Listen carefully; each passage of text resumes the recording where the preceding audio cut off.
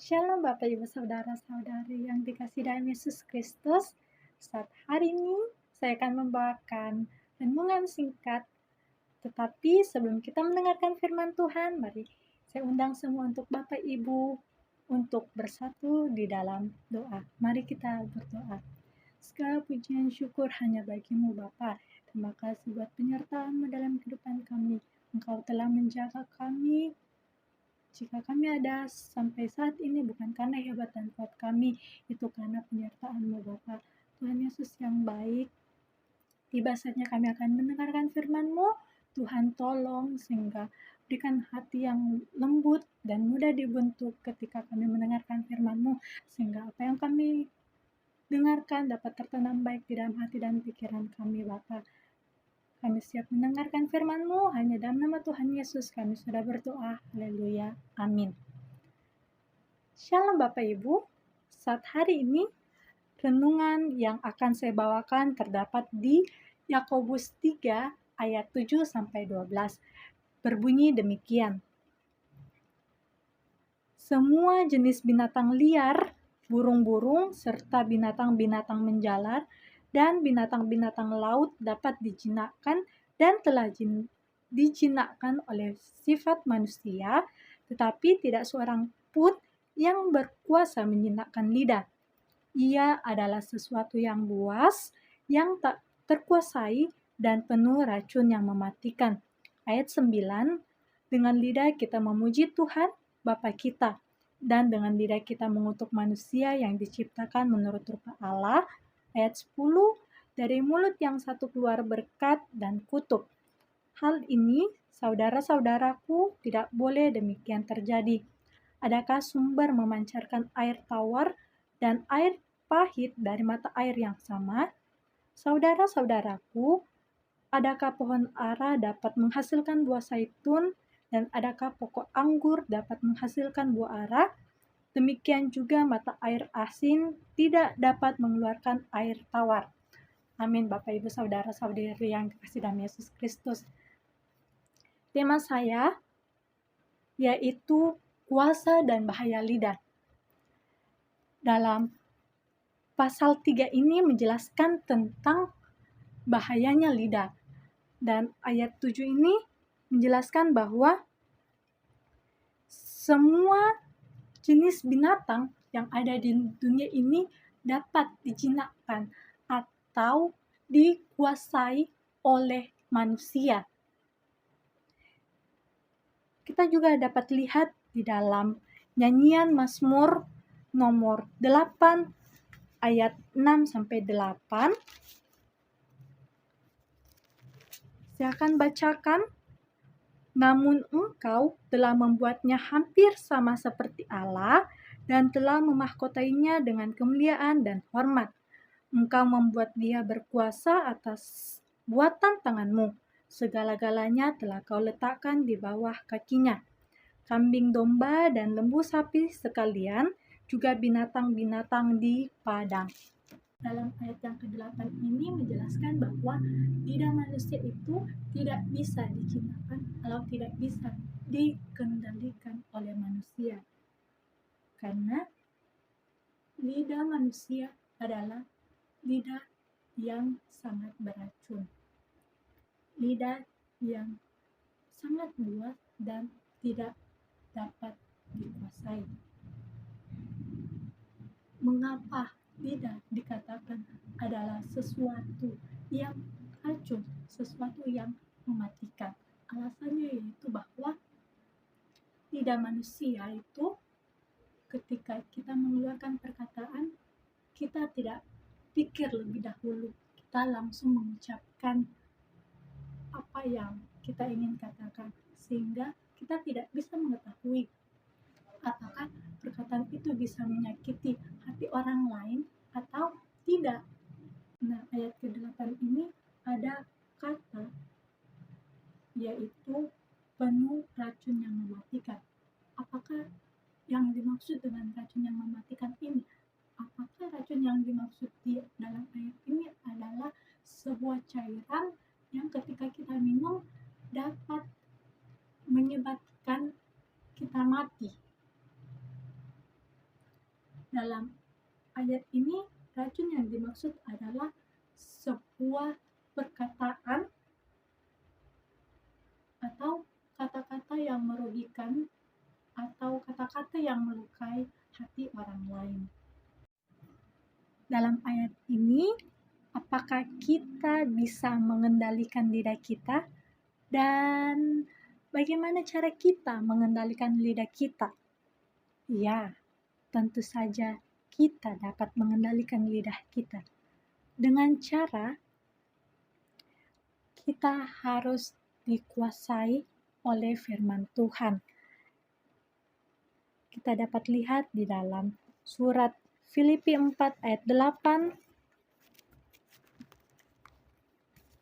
Filipi 4 ayat 8 berbunyi demikian. Jadi akhirnya saudara-saudara, semua yang benar, semua yang mulia, semua yang adil, semua yang suci, semua yang manis, semua yang sedap didengar, semua yang disebut kebajikan dan patut dipuji, pikirkanlah semuanya itu. Poin yang kedua, bagaimana cara kita bisa mengendalikan lidah kita, yaitu kita minta Roh Kudus untuk memimpin kehidupan kita. Jika Roh Kudus memimpin kita, maka kita dapat mengendalikan lidah kita, sehingga ketika kita mengucapkan atau memperkatakan sesuatu kepada orang lain, tidak menyakiti kehidupan orang lain atau tidak melukai hati seseorang yang kita ucapkan itu.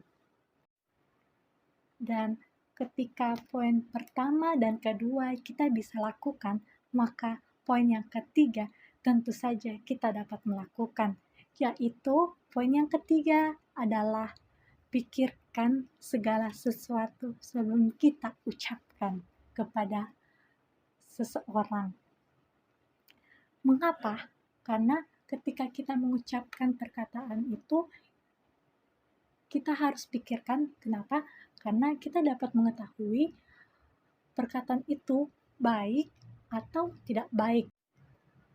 Kita dapat lihat di dalam nyanyian Mazmur nomor 34 ayat 13, di situ dikatakan bahwa jagalah lidahmu terhadap yang jahat dan bibirmu terhadap ucapan-ucapan yang menipu. Dan bukan hanya itu saja, kita juga dapat lihat.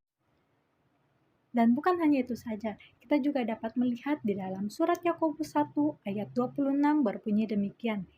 Jikalau ada seorang menganggap dirinya beribadah, tetapi tidak mengekang lidahnya, ia menipu dirinya sendiri, maka sia-sialah ibadahnya. Yakobus 3 ayat 9 berbunyi demikian, dengan lidah kita memuji Tuhan Bapa kita, dan dengan lidah kita mengutuk manusia yang diciptakan menurut rupa Allah. Nah, dalam ayat ini ada dua fungsi lidah. Yang pertama itu fungsi yang baik dan fungsi yang jahat. Nah, fungsi yang baiknya itu apa, teman-teman?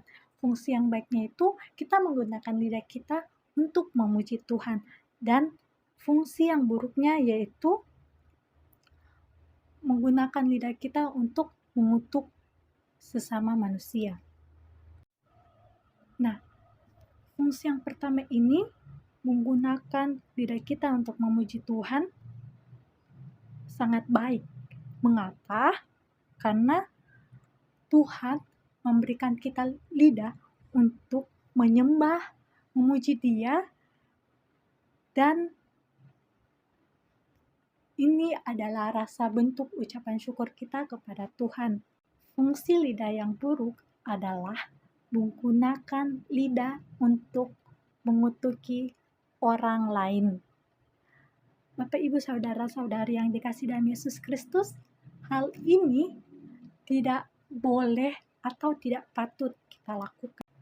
Bapak, Ibu, Saudara-saudari yang dikasihi dalam Yesus Kristus, mengutuk adalah mengucapkan kata-kata kasar atau kata-kata yang merendahkan orang lain, dan bukan hanya itu saja. ketika kita mendoakan orang lain, kita bukan mendoakan kata-kata yang baik, kata-kata yang memberkati, tetapi kata-kata yang buruk bagi orang lain. Bapak, Ibu, saudara-saudari yang dikasihi dalam Yesus Kristus, kita harus tahu bahwa Tuhan menciptakan manusia menurut rupa dan gambar Allah. Kita dapat lihat di dalam Kejadian 1 ayat 26-27. Oleh sebab itu, jika kita mengutuk orang lain, kita harus ingat bahwa ketika kita mengutuk, sama saja kita menghina pencipta kita yang telah menjadikan kita. Mengapa? Karena di dalam kitab Kejadian 1 ayat 26-27 ini mengatakan bahwa manusia itu diciptakan menurut gambar dan rupa Allah. Karena ketika kita mengutuk orang lain, maka kata-kata itu kita harus pertanggungjawabkan di hari penghakiman yang akan tiba. Kita dapat lihat di dalam Injil Matius 12 ayat 36-37. Injil Matius 12 ayat 36-37 berbunyi demikian. Tetapi aku berkata kepadamu, setiap kata-kata yang diucapkan orang harus dipertanggungjawabkan pada hari penghakiman. Oleh sebab itu, Bapak, Ibu, saudara-saudari yang dikasihi dalam Yesus Kristus, janganlah kita saling mengutuk sesama manusia, tetapi gunakanlah lidah kita untuk memberkati semua orang yang ada di sekeliling kita. Dalam Yakobus 3 ayat 10 berbunyi demikian, dari mulut yang satu keluar berkat dan kutuk. Hal ini, saudara-saudaraku, tidak boleh demikian terjadi. Nah, dalam ayat yang ke-10 ini mengatakan bahwa kita tidak pantas mengucapkan berkat dan kutuk melalui satu mulut yang sama. Nah, berkat yang dimaksud dalam ayat ini adalah mengucapkan kata-kata yang memberkati orang atau kata-kata yang memuliakan orang serta mendoakan sesama dan membangun iman antar sesama manusia. Begitu pula dengan kutuk. Kutuk adalah kata-kata yang merendahkan sesama manusia. Kata-kata yang tidak membangun antar umat beragama. Bapak, Ibu, saudara-saudari yang dikasihi dalam Yesus Kristus, dalam ayat yang ke-10 ini ada kalimat yang mengatakan bahwa kata hal ini, saudara-saudara, tidak boleh demikian terjadi. Artinya apa? Artinya bahwa Yakobus memberitahukan bahwa hal ini tidak sesuai dengan pengikut Kristus. Dan dalam ayat ini juga mengatakan bahwa jika kita mengakui bahwa diri kita adalah pengikut Kristus, maka apa yang kita perkatakan, apa yang kita lakukan untuk memberkati orang, dan apa yang kita perkatakan itu kebanyakan kata-kata memberkati, bukan kata-kata mengutuk. Karena menurut ucapanmu engkau akan dibenarkan, dan menurut ucapanmu pula engkau akan dihukum. Bapak, Ibu, saudara-saudari yang dikasihi dalam Yesus Kristus, jika ada seorang pengikut Kristus mengatakan bahwa dia percaya kepada Tuhan, tetapi apa yang dia katakan kebanyakan adalah kata-kata kutuk, bukan kata-kata memberkati, itu tandanya bahwa orang itu tidak sepenuh percaya kepada Tuhan dan dia tidak memuliakan Tuhan dalam kehidupan sehari-harinya. Dalam surat Yakobus 3 ayat 11 ini mengatakan bahwa adakah sumber memancarkan air tawar dan air pahit dari mata air yang sama? Nah, dalam ayat ini memberikan suatu contoh tentang seseorang yang mengucapkan kata-kata berkat dan kata-kata kutuk dari satu mulut yang sama. Ayat yang ke-12 berbunyi demikian, "Saudara-saudaraku, adakah pohon ara dapat menghasilkan buah zaitun, dan adakah pokok anggur dapat menghasilkan buah arah? Demikian juga mata air asin tidak dapat mengeluarkan air tawar."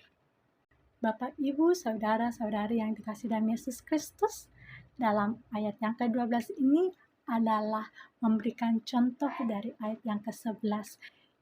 Tetapi yang membedakan adalah ayat yang ke-11 ini berbicara tentang air asin dan air tawar.